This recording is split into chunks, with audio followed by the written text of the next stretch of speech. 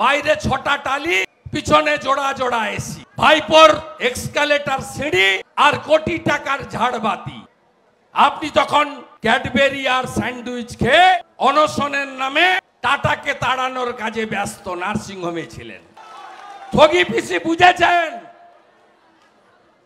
যে এত আরামের জীবন যাপন, বাইরে 6টা টালি, পিছনে জোড়া জোড়া এসি,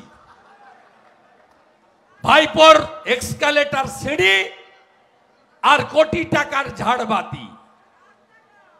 আপনি চিকিৎসা পান না, আর ভাইপো আমেরিকায় যায় হপকনসে, যেখানে 1 কোটি টাকা জমা দিয়ে নাম এন্ট্রি করতে হয়। কোথায় ছিল ঠাঁট বাঁট 11-র আগে? বলছেন বাপ বেটা ছিল না নন্দীগ্রামে। আরে আপনার মা বেটা কোথায় ছিলেন? আপনি কোথায় ছিলেন? 3রা জানুয়ারি আন্দোলন শুরু হয় আমি বামন চকে। 7ই জানুয়ারি সেলিমের দেহ ভাঙাবেড়া ব্রিজের নিচে আমি মোটর সাইকেল চালিয়ে আমি তুলেছি। আপনি তখন ক্যাডবেরি আর স্যান্ডউইচ খেয়ে অনশনের নামে টাটাকে তাড়ানোর কাজে ব্যস্ত নার্সিংহোমে ছিলেন। বড় বড় কথা 2001-এ হয় এবার নয় নেভার। হেরে যাওয়ার পরে কলকাতায় কোথাও সরকার সভা করার জায়গা দিত না।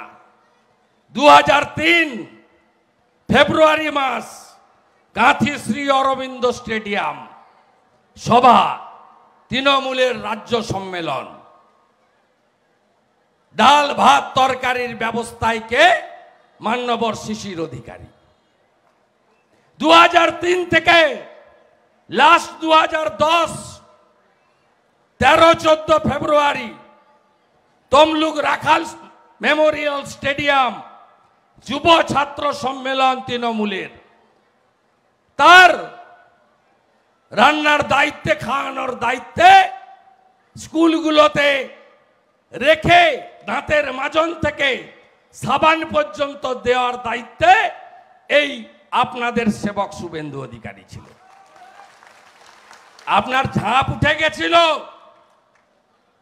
একের পরে ঝাঁপ বন্ধ করে দিয়েছিল বুদ্ধবাবু। দিদি থেকে দিদিমা হয়ে যেতেন, কোনোদিন মুখ্যমন্ত্রী হতে পারতেন না যদি মেদিনীপুর না থাকতো। খুব ভালো লাগে শুনতে আপনাদের না? গুণধর বাবু স্বাধীনতা সংগ্রামীর জায়গা এটা ভালো লাগে? বলে মেদিনীপুর গদ্দার। আরে আমাকে বল না, আমি বুঝে নেব। একবার হারিয়েছি, আবার হারাবো। আমাদের ভিডিও ভালো লাগলে লাইক এবং শেয়ার করুন। কমেন্ট সেকশনে গিয়ে জানান আপনাদের মতামত। আরও ভিডিও পেতে আমাদের চ্যানেল সাবস্ক্রাইব করুন এবং প্রতি মুহূর্তে খবরের আপডেট পেতে প্রেস করুন বেল আইকন।